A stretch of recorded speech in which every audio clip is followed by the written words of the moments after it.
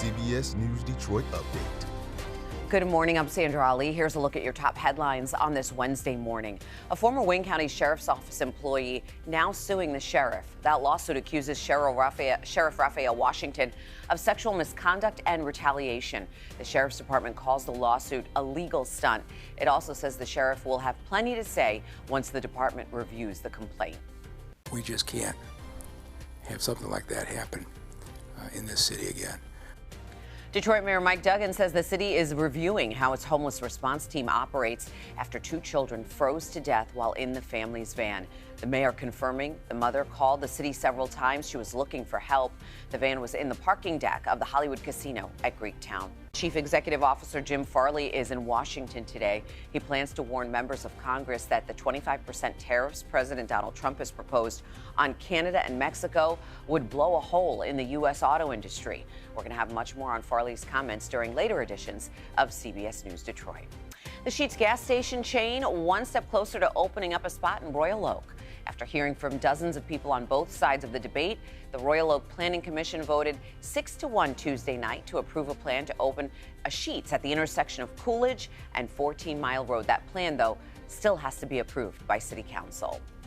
Road crews are getting ready. Folks across southeast Michigan preparing for a major winter storm. You're looking at video from the Oakland County Road Commission where crews are using brine and salt water to help prevent ice from forming on the roads. They say they plan to start using salt as soon as the first flakes fall. Meantime, some hardware stores locally tell us they're already in short supply of the salt used for driveways and sidewalks.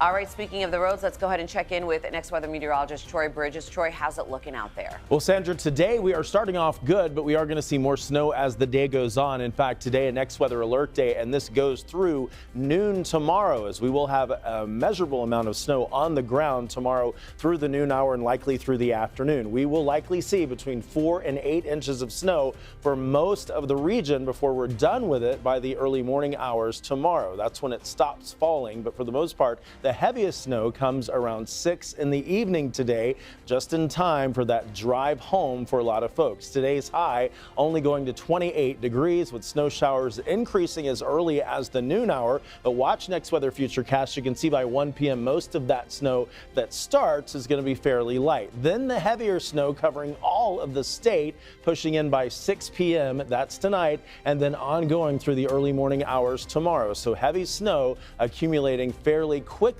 on those roadways. So the snow that we get overnight tonight into early tomorrow could also lead to some issues for that morning drive tomorrow. Then tomorrow afternoon, a chance for a few light snow showers, but most of the heavy stuff over with into the early morning hours tomorrow. High temperatures today only going into the 20s, mid and upper 20s. We have a next weather alert day for today and through noon tomorrow, and then things get a little bit better, but temperatures don't warm much, so not much melting. We do see a high of 36 by Saturday with more snow. Sandra, back to you.